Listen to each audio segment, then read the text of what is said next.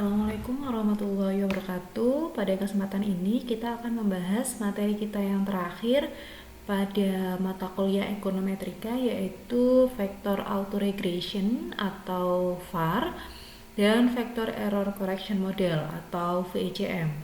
Kedua model ini dia pembahasannya memang digabung menjadi satu karena ketika suatu model itu tidak memenuhi kriteria tertentu, dia akan masuk ke salah satu model dari kedua model yang akan kita bahas. Nah, VAR atau vector autoregression ini adalah salah satu bentuk model di dalam ekonometrika yang dia dibangun dengan mempertimbangkan. Jadi dia dibangunnya itu tanpa melihat pendekatan teori. Jadi dia dibangun dengan tidak melihat adanya bagaimana sih teori dari hubungan antar variabelnya, dia tidak terlalu dipertimbangkan. Tujuannya adalah dia di model ini dia berharap dia mampu untuk menangkap fenomena ekonomi dengan lebih baik lagi tanpa menggunakan pendekatan teori. Nah, karena model VAR ini merupakan model yang dibentuk tanpa menggunakan pendekatan teori, maka model VAR ini merupakan salah satu bentuk dari model non-struktural atau model yang tidak berdasarkan teori atau model ateori. VAR ini di dalam VAR sebelumnya kan kalau kita membahas materi-materi sebelumnya kita akan membahas tentang siapa sih yang sebagai variabel independen, siapa sih yang sebagai variabel dependen. Akan tetapi di model VAR ini kita tidak akan membedakan mana variabel yang independen dan mana yang variabel dependen. Karena di model VAR ini semua variabel yang masuk di dalam model itu semuanya adalah variabel dependen. Jadi kita akan membuat suatu bentuk model di mana semua variabel yang terlibat di dalam penelitian tersebut adalah variabel dependen. Nah, di dalam model VAR ini, untuk melihat bagaimana hubungan antar variabelnya, kita akan membutuhkan yang dinamakan variabel lag atau variabel kelambanan. Jadi nanti seperti materi di ECM dan ARDL, kita nanti akan menggunakan variabel lag dari variabel-variabel yang terdapat di dalam penelitian itu. Variabel kelambanan ini dia digunakan untuk menangkap adanya efek dari variabel satu terhadap variabel yang lain di dalam model.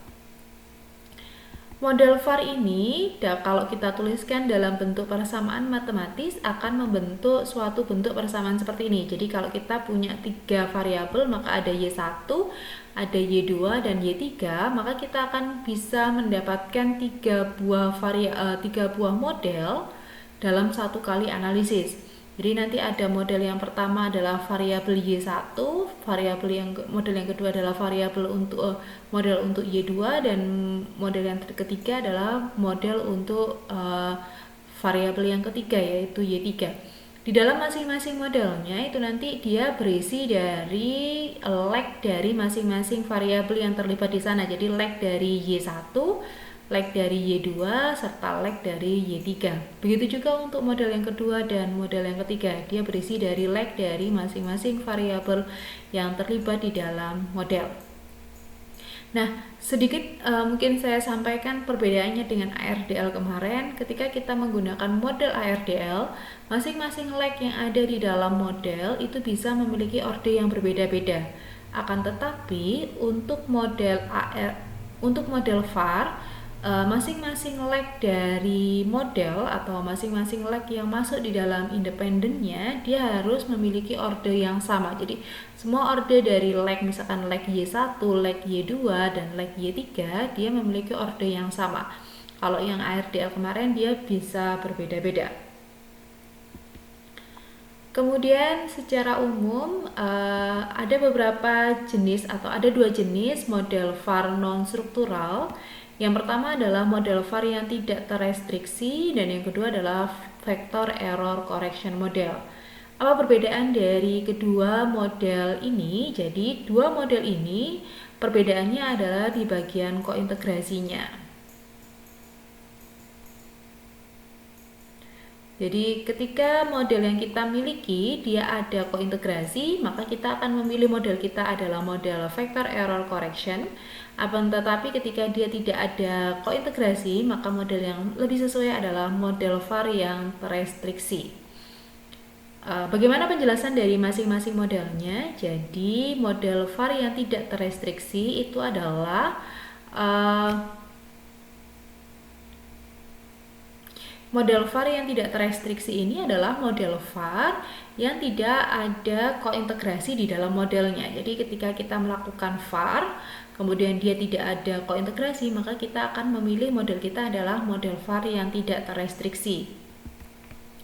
Kemudian model var ini kita bentuk tanpa memperhatikan teori atau tidak didasarkan pada teori, tetapi lebih kita dasarkan kepada ketergantungan antar variabelnya saja.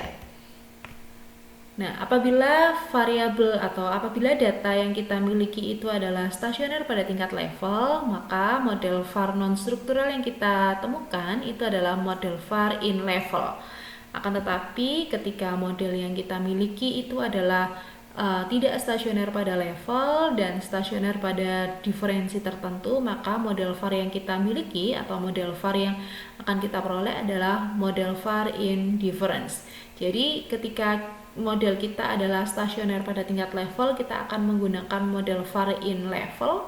Akan tetapi ketika model var kita dia terdiferensi pada misalkan diferensi 1 atau orde 1 atau orde 2 gitu ya, maka model var yang kita miliki adalah model var yang indifference.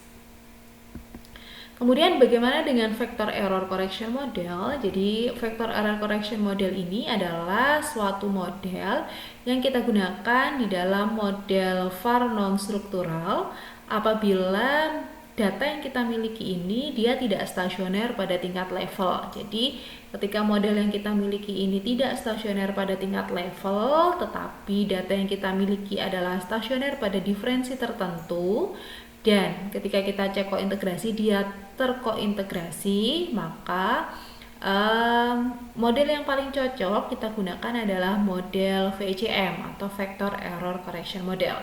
Jadi kalau var itu dia tidak mewajibkan adanya kointegrasi, ketika VCM dia harus terkointegrasi dan terdiferensi atau memiliki tingkat stasionaritas yang sama. Di dalam model VCM dia merestriksi atau membuat suatu hubungan perilaku jangka panjang antar variabel.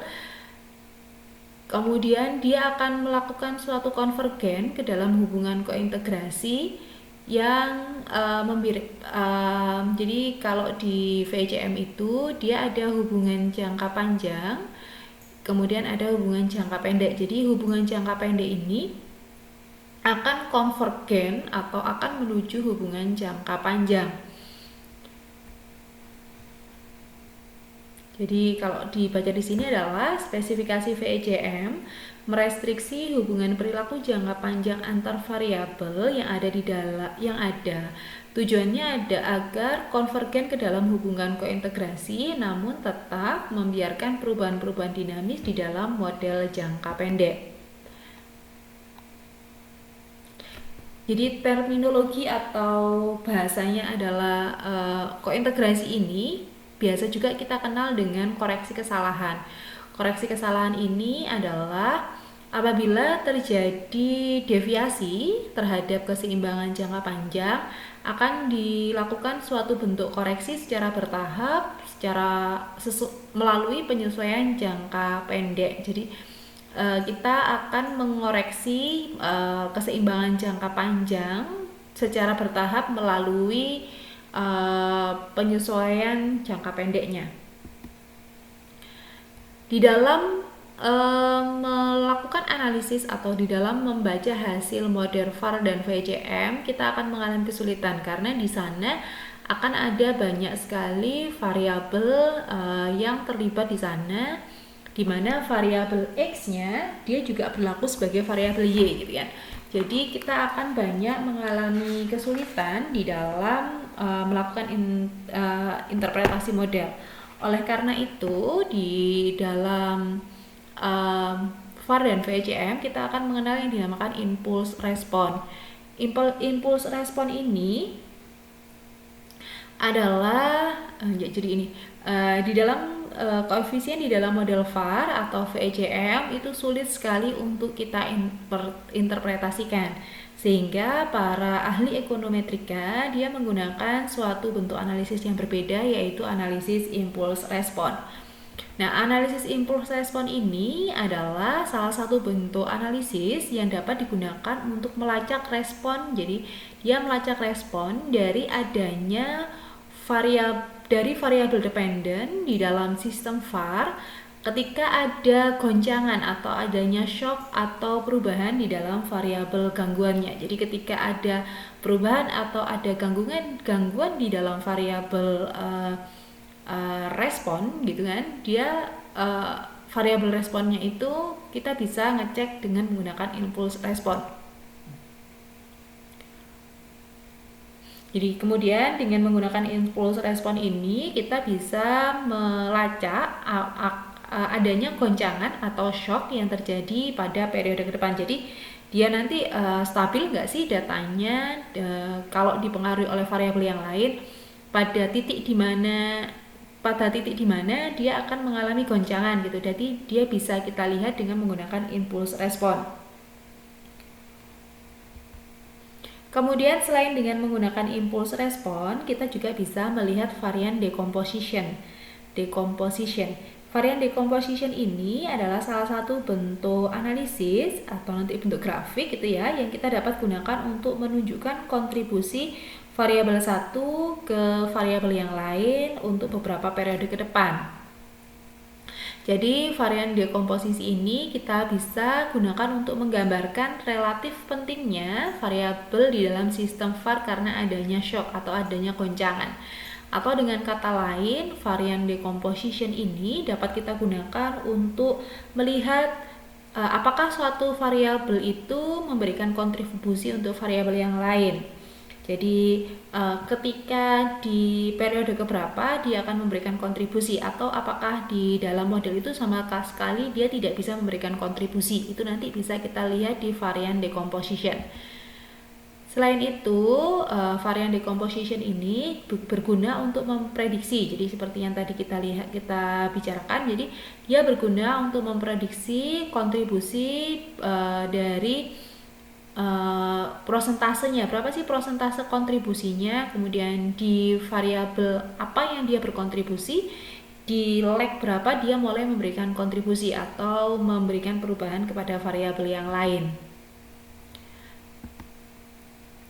Nah, di sini ada beberapa cara untuk membentuk VAR atau langkah-langkahnya. Yang pertama, jadi suatu data yang kita miliki itu dia akan kita uji stasioneritasnya. Apakah data yang kita miliki stasioner atau tidak. Ketika data yang kita miliki stasioner, nanti apa yang terjadi? Dan ketika data yang kita tidak stasioner, apa yang terjadi? Jadi secara umum ketika kita melakukan pengujian data, ada kemungkinan yang akan kita peroleh bahwa data yang kita miliki adalah stasioner dan data yang kita miliki tidak stasioner. Kondisi di mana data yang kita miliki stasioner, maka teman-teman bisa melakukan pengujian atau melakukan analisis dengan menggunakan VAR bentuk level. Jadi variabel yang kita masukkan di dalam uji VAR itu nanti semua adalah variabel pada tingkat level. Kemudian di kasus data tidak stasioner, kita akan melihat apakah data itu stasioner pada diferensi yang sama ataukah yang berbeda. Jadi dia stasioner pada orde berapa? Apakah orde 1 ataukah semua orde 2? Kemudian ketika kita sudah mengetahui, oh ternyata data yang kita miliki ini stasioner pada orde yang sama, kita akan melakukan suatu bentuk pengujian. Jadi ada pengujian kointegrasi. Apakah data yang kita miliki ini dia ada kointegrasi, jadi terjadi kointegrasi, ataukah justru tidak terjadi kointegrasi. Pada kasus di mana data yang kita miliki terjadi keintegrasi, maka model yang paling sesuai kita gunakan adalah model VCM. Tetapi ketika tidak ada kointegrasi, maka model yang paling sesuai adalah VAR bentuk diferensi. Jadi kalau dia stasioner dari awal, maka dia adalah VAR bentuk level. Jadi kalau dia stasioner dari awal, nanti dia VAR bentuk level. Ketika tidak stasioner, kita cek apakah dia terjadi kointegrasi atau tidak. Kalau ada kointegrasi, maka dia adalah VCM. Kalau dia tidak ada kointegrasi, maka dia VAR bentuk diferensi. Kemudian bagaimana tahapan VAR atau VCM kita? Yang pertama, seperti pada data-data time series yang lain, pertama kali kita melakukan analisis adalah kita uji stasioneritas datanya. Apakah data yang kita miliki dia sudah stasioner atau belum? Kalau dia sudah stasioner, berarti kita bisa lanjut ke VAR indifference. Kalau tidak stasioner, berarti kita cek lagi dia stasioner pada level berapa gitu kan, pada difference berapa.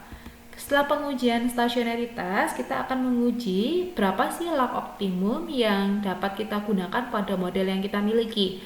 Lag optimum ini menentukan berapa sih sebenarnya, atau dia akan mendapatkan model yang paling bagus di lag berapa. Jadi kita nanti akan melakukan pengujian lag optimum. Kemudian setelah melakukan pengujian lag optimum, kita akan memasukkan terlebih dahulu lag optimum itu kepada model VAR yang kita miliki. Kemudian kita lakukan pengujian stabilitas VAR. Jadi setelah misalkan di sini kita uji stasioneritasnya, kita akan menentukan kira-kira berapa sih lag optimumnya. Misalkan lag optimumnya 8. Maka model VAR yang kita bangun harus kita ubah terlebih dahulu menjadi lag 8, baru kita uji stabilitas VAR-nya. Apakah VAR dengan menggunakan orde 8 ini dia sudah stabil atau belum? Kalau dia sudah stabil, berarti kita akan lanjutkan dengan pengujian kointegrasi. Pengujian kointegrasi ini kita akan menggunakan pengujian kointegrasi Johansen. Jadi nanti dia adalah pengujian kointegrasi Johansen. Di sana ada beberapa pilihan yang bisa kita pilih. Kira-kira teman-teman mau pakai pilihan yang mana? Ketika dari kondisi data yang kita miliki itu adalah terdapat kointegrasi, maka kita akan membuat hubungan jangka panjang dan hubungan jangka pendek. Jadi kalau ada kointegrasi, dia ada hubungan jangka panjang dan jangka pendek, yang di sini adalah kita sebut nanti VCM.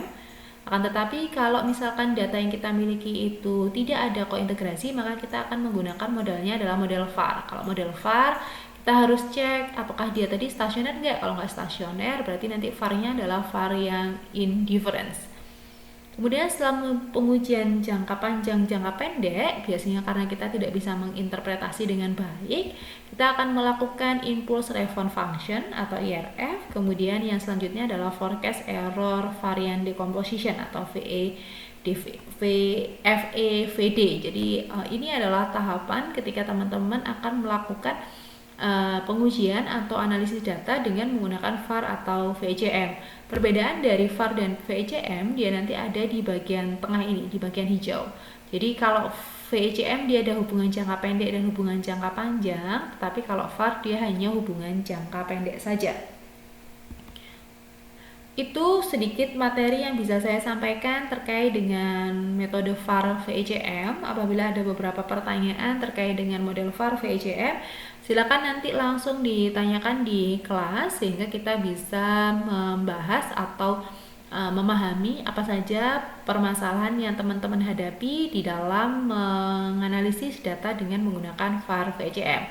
Sekian dari saya untuk materi kali ini. Terima kasih. Wassalamualaikum warahmatullahi wabarakatuh.